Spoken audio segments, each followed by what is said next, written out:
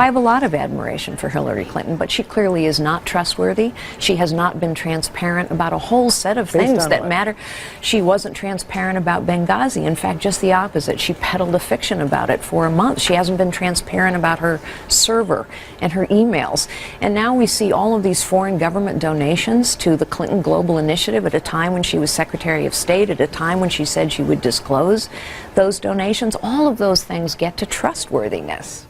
Boom. Carly Fiorina announcing her 2016 run with 2 T-bombs on Hillary Clinton: trustworthiness and transparency. Great place to start our roundtable, right, Miranda? That was Buckman's boom. See, new segment right there. All right, let's bring in Stephen Cobb, former general counsel for the Democratic Party of Virginia, and attorney Mark Meckler, president of Citizens for Self-Governance. Good to have you both with us. Thanks for having me. All right, Mark, let's start with you. We saw that clip from Carly Fiorina hitting Hillary Clinton there. We also saw that poll a few moments ago from the Wall Street Journal and NBC News with only 25% of voters saying they find Hillary Clinton trustworthy. So how does she recover from this? Mark, go ahead. I think it's going to be very difficult. I think that Schweitzer has done an incredible job with the book and getting out to a variety of media sources that's really damaged Hillary's credibility. Trustworthiness has not been a hallmark of the Clintons going all the way back to the Arkansas administrations. So I think she's really going to struggle with this. And I think Fiorina, being from California, I can tell you she was rough in 2010. She's a different candidate today, and she's a good messenger for this trustworthiness argument.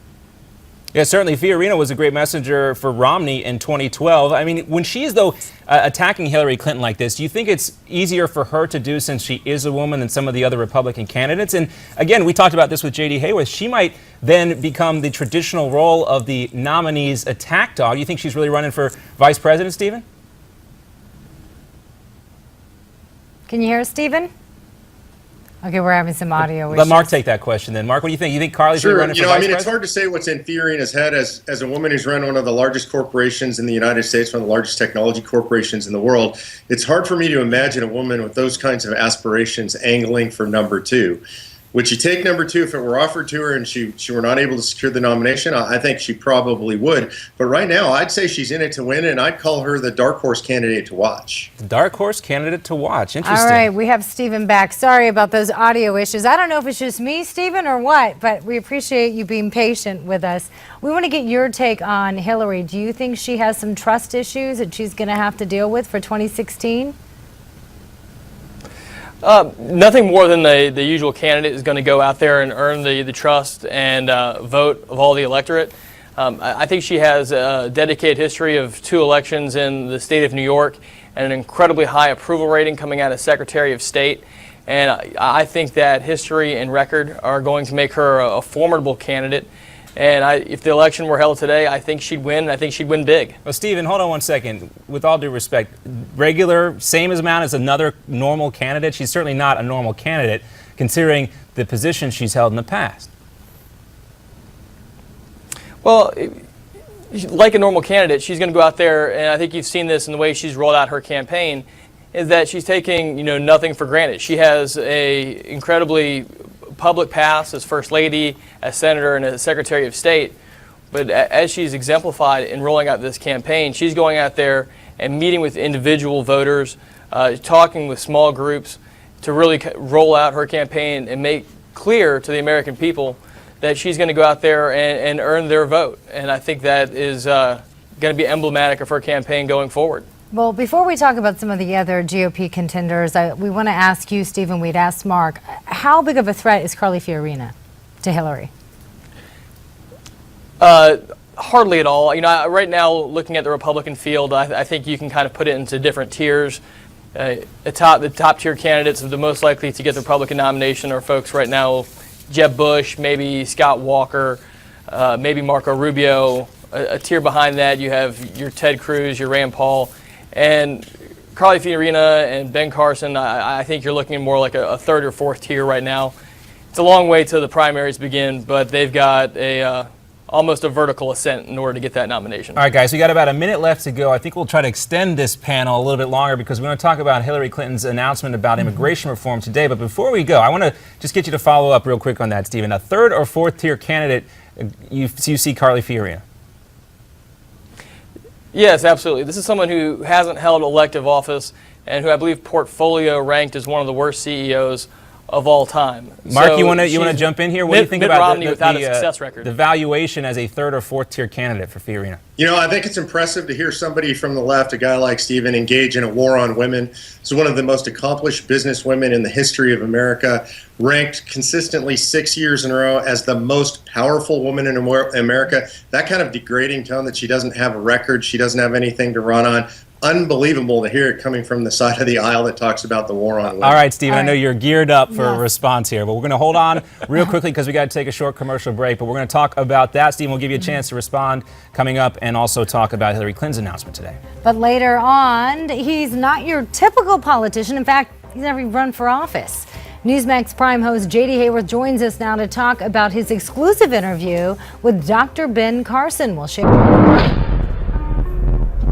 All right, let's pick it back up. Stephen Cobb, former general counsel for the Democratic Party of Virginia, and attorney Mark Meckler back here with John Bachman and Miranda Kahn. We continue our roundtable panel discussion. Stephen, we're giving you a chance. We heard the first war on women shot fired, at least in this battle here, coming from Mark Meckler there. How do you respond to that? Well, I mean, it's a cute political turn of phrase, but that's nothing more than a joke.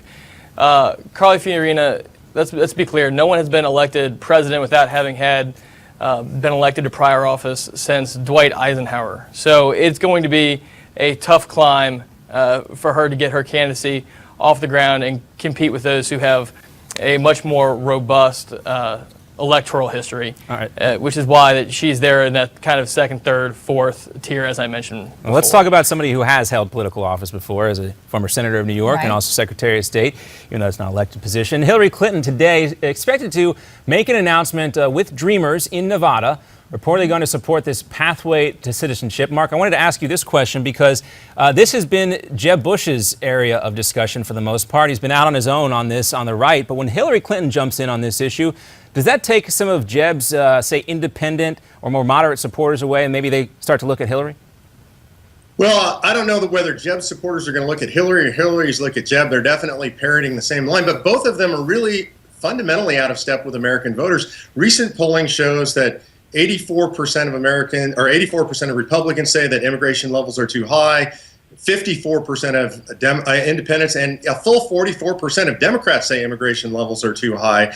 This is not a good issue for any of the candidates to be pushing increased immigration. It's not what the American people want to hear. They may be pandering to a particular political base. I understand their need to do that, but with the broader electorate, it's not what people are looking to hear.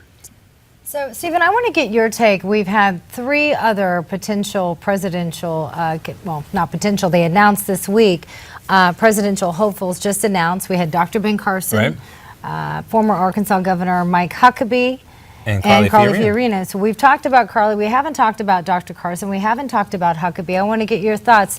What are the chances do you think Huckabee has this time around? He was pretty successful, as John mentioned the other day. In 2008? In 2008. What do you think his chances are this time? Well, I think it's going to be really interesting to see how these candidates change the dynamic of the Republican primaries.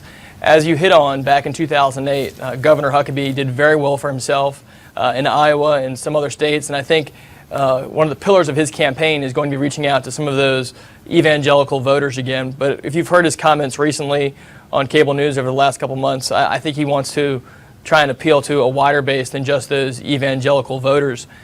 And so he might not be raising as much money as the Ted Cruz, the Jeb Bushes, but I think he's really going to push hard for those grassroots type voters. Well, Mark, let me ask you this, because see how that combines with the dynamic of Ben Carson, who's kind of has a firebrand mentality from the stump, and a Carly Fiorina, who's going to try and lean on her business background and go after what I would describe as more of the establishment Republicans. All right, let's talk a little bit more. Hold on real quick, to see Steve, how all these different sections combine with each other. I want to bring Mark back in here. When you look at the GOP field thus far, you know, you talked about Carly Fiorina. She's running as a pro-business conservative, but then you have Mike Huckabee, you have Ted Cruz, and you also have Ben Carson, who are going to try to appeal to the evangelical, more conservative wing. Mark, who do you think, since you have a certain area of expertise in this particular wing of the Republican Party, who do you think stands out right now among those three in the early running?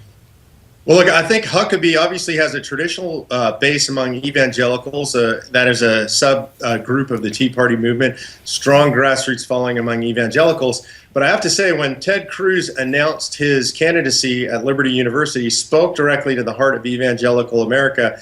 I think he might have taken some of the steam out of a Huckabee candidacy. You've got a guy like Ben Carson who announces and clearly putting his faith on his sleeve and announcing that way. I think that also potentially takes some of the steam out of a Huckabee candidacy.